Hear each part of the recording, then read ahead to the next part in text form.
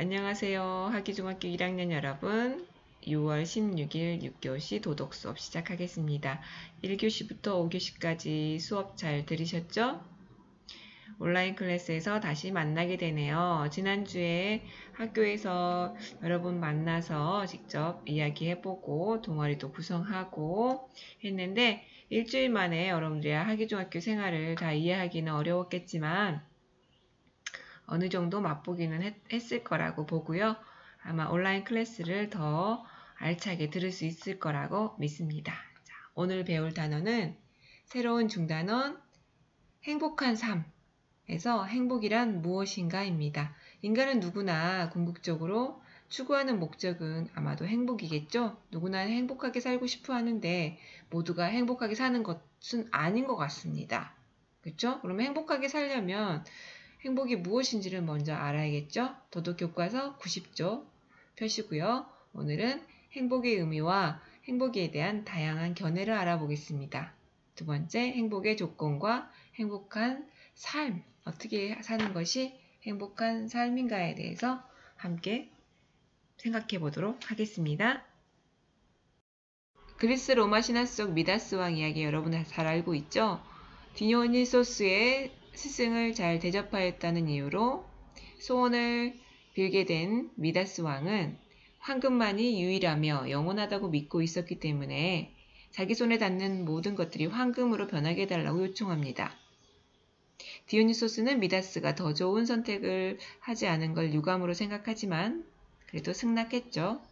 미다스는 너무 기뻐서 곧바로 나뭇가지를 꺾어봅니다.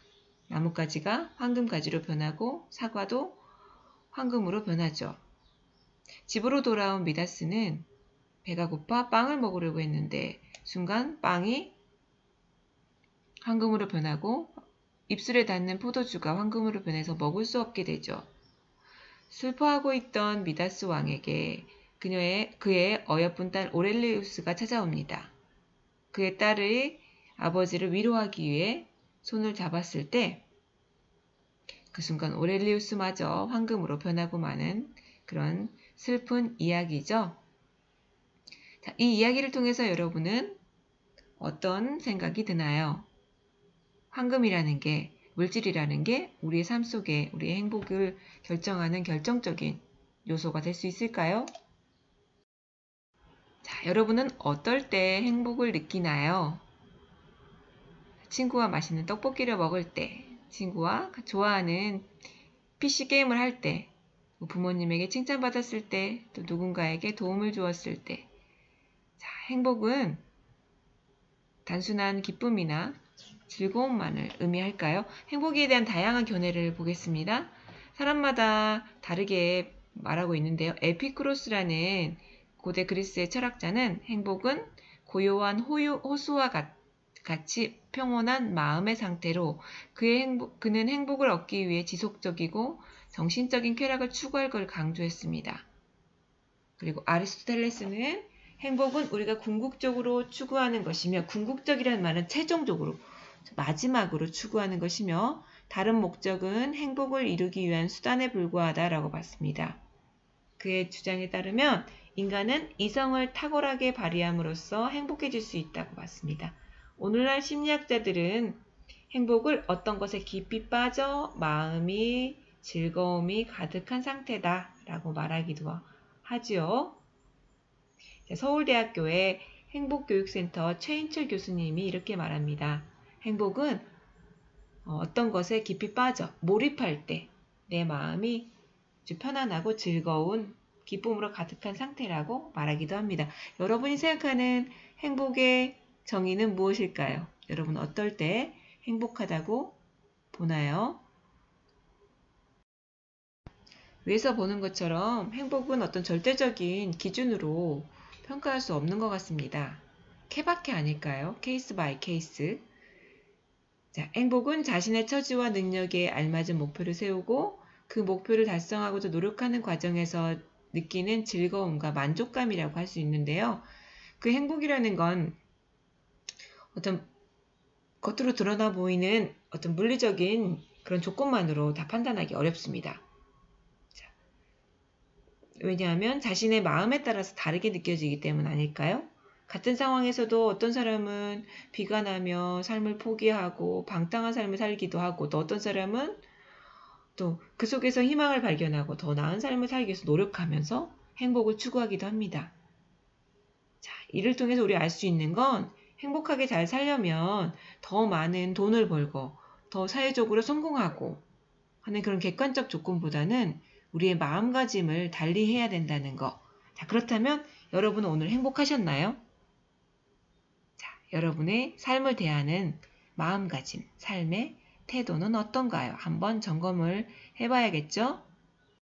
교과서 91쪽에 행복의 최고 조건 한번 살펴볼까요? 자, 위에 16가지 정도의 그런 가치가 있는데요. 자, 중요하다고 생각하는 카드를 한 장씩 버리는 겁니다. 자, 행복 조건 카드 4장, 2장이 남았을 때 이를 적어 보시고요. 그 2장 중에 또 고민하고 나서 한 장을 남기고 또 그 한 장을 남긴 이유를 적어 보시고, 자, 여러분들 이런 활동을 하면서 여러분들이 가장 중요하게 생각하는 것이 무엇인가 한번 적어 보시기 바랍니다. 이 활동은 바로 앞에서 했던 가치 경매 게임과 좀 겹치는 그런 활동이기도 하네요. 행복은 마음먹기 달렸다고 하는데요. 자, 여러분 왼쪽에 그림 한번 보세요. 무엇이 보이나요? 네, 선생님은 천사가 보이는데요. 여러분도 그렇다고요? 누군가는 천사 말고 다른 걸 볼 수도 있을 것 같은데요. 자, 우리가 똑같은 그림이지만 무엇을 보느냐에 어떤 것이 눈에 보이느냐도 다르잖아요. 마찬가지인 것 같습니다. 우리가 같은 삶을 살아가고 있지만, 하루하루 같은 삶을 살아가고 있지만 우리가 어떤 것을 보느냐에 따라서 우리의 삶이 행복하기도 하고 불행하기도 하지 않을까요? 행복이 마음먹기에 달렸다고는 하지만, 그리고 그래도 객관적으로 이 정도의 조건은 충족되어야 행복하다라고 하는 그 기준이라는 게 있잖아요. 그러면 행복하기 위해서는 최소한 어떤 조건이 충족되어야 될까요? 먼저 몸과 마음이 건강해야겠죠. 건강은 행복의 기본 조건이죠. 몸이 아프고 마음에 병이 있다면 난 진짜 행복하다라고 말하기 쉽지 않을 것 같네요. 둘째, 의미 있는 목표를 정하고 이를 실현하기 위해 노력하는 것. 행복을 위한 중요한 조건이죠. 아무런 목표의식 없이 그냥 하루하루 살아간다면 그건 동물과 다를 바가 없잖아요. 인간은 의미를 추구하는 존재이기 때문에 나에게 의미 있고 가치 있는 목표를 세우고 이를 달성하는 과정에서 느끼는 행복. 그 무엇과 비교할 수 없을 만큼 큰 행복입니다. 셋째, 선한 삶을 살아야 됩니다. 우리는 인생에서 돈이나 명예 등 자신의 이익이나 만족을 추구하며 살아가는 사람들을 보게 되는데요. 결국 그들이 불행한 삶이라는 걸 깨닫게 되는 이야기를 우리가 접하게 되는데요. 행복은 나 자신의 이익만을 추구하는 것보다는 타인을 돕고 나눔을 실천하는 것에서 또 온다는 것을 알 수 있죠. 넷째로, 원만한 인간관계를 맺는 게 중요합니다. 기쁨을 나누면 배가 되고 슬픔을 나누면 반이 된다라는 말처럼 여러분이 기쁜 일이 있고 어려움이 있을 때 여러분 곁에서 함께 나눌 수 있는 그런 좋은 사람이 있다는 것. 그것이 또 중요한 행복의 조건이 되겠죠. 자, 여러분 주변을 둘러보세요. 여러분의 기쁨을, 슬픔을 함께할 사람이 있나요? 자, 멀리서 찾지 않아도 됩니다. 여러분 가족이, 친구가, 그리고 도덕 선생님이 여러분의 기쁨과 슬픔을 함께 나눠줄 수 있습니다. 다음 사례를 통해서 타인과 함께, 다른 사람과 함께하는 삶에서 행복이 왜 중요한지 한번 생각해 볼까요? 한 인류학자가 아프리카의 어느 부족 아이들을 모아놓고 게임 하나를 제안했다.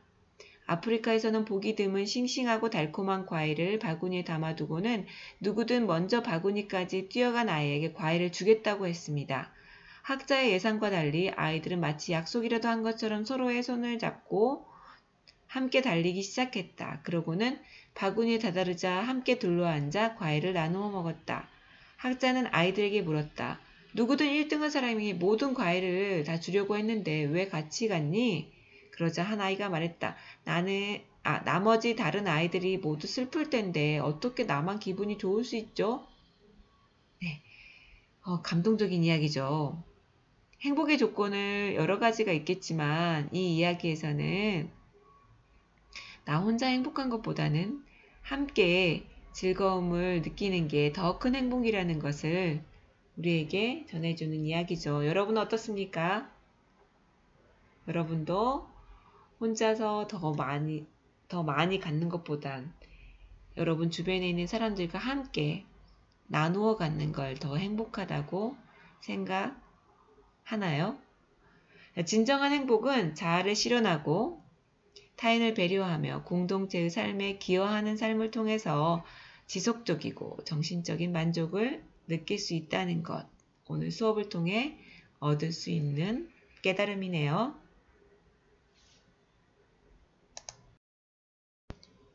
교과서 93쪽 달라지는 행복지수 계산법 한번 볼까요? 유엔은 인간의 행복은 돈으로만 따질 수 없다며 소득과 함께 교육 수준, 평균 기대 수명 등을 반영한 인간 개발 지수를 매년 발표합니다.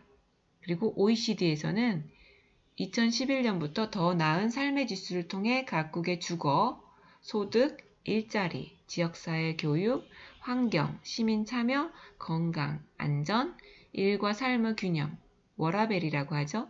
삶의 만족도 등을 두루 평가한다. 그리고 히말라야 동부에 있는 부탄이라는 그런 나라가 있어요. 국내 총생산 대신에 국민 총행복 개념을 사용합니다. 국민 총행복은 심리적인 행복, 삶의 질, 국가 경영 및 행정, 건강, 교육, 지역사회 활력, 문화 다양성, 시간 사용, 생태학적 다양성의 9개 분야에서 상세한 설문조사를 실시해서 행복지수를 측정한다고 하거든요. 자, 위처럼 행복지수 계산법이 각각 다른데 공통점은 무엇일까요? 그리고 행복지수를 측정하는 방법이 이처럼 달라지는 이유, 또 새로운 행복지수 계산법이 매년 발표되는 이유는 무엇이며 또 여러분의 행복지수를 높이기 위해서 그러면 어떻게 해야 될지도 한번 생각해보고 적어볼까요? 자, 오늘 수업의 마지막 활동, 나의 단점은 곧 나의 장점이다. 자, 행복에 한 발짝 더 다가가기 위해서는 나의 단점을 들여다볼 것이 아니라 내 단점을 장점으로 바꾸어 생각하는 연습도 중요하다. 평소의 생활 습관이나 운동을 통해 몸이 건강해질 수 있듯이 단점을 장점으로 바라보는 연습을 통해 정신의 건강을 깨할 수도 있다. 네, 서울대학교에서 연구한 최인철 교수님이 말씀하신 이런 행복 수업에서 나오는 그런 글이네요. 자, 나의 단점, 내가 좀 나 자신에 대해서 불만이라고 생각했던 단점이 무엇인지 한번 찾아보시고요. 이것을 장점으로 한번 바꿔볼까요? 예를 들면 평소 나는 결정을 잘 빨리 하지 못하는 편이다. 단점이란 단점이죠. 근데 이거를 장점으로 하면 무엇을 결정하기 전에 생각을 많이 하기 때문에 후회하는 일이 없다. 여러분의 단점을 장점으로 바꾸는 것. 그러면 여러분 자신에 대한 자존감도 더 높아질 수 있을 것이고 또 여러분 삶에 대한 만족도도 또 높아지겠죠. 이것이 바로 행복한 삶의 또 지름길이 아닐까요? 6월 16일 도덕 수업 마치도록 하겠습니다. 다음 시간에는 행복한 삶을 위한 좋은 습관 수업하도록 하겠습니다. 자, 그리고 여러분에게 부탁할 게 있어요. 여러분 선배가 부탁한 내용인데요. 설문조사를 좀 해달래요. 연구를 하는데 네이버 폼 설문조사 링크 시켜줄 테니까 여러분 꼭 좀 답변해 주시기 바랍니다. 여러분 내일 또 만나요.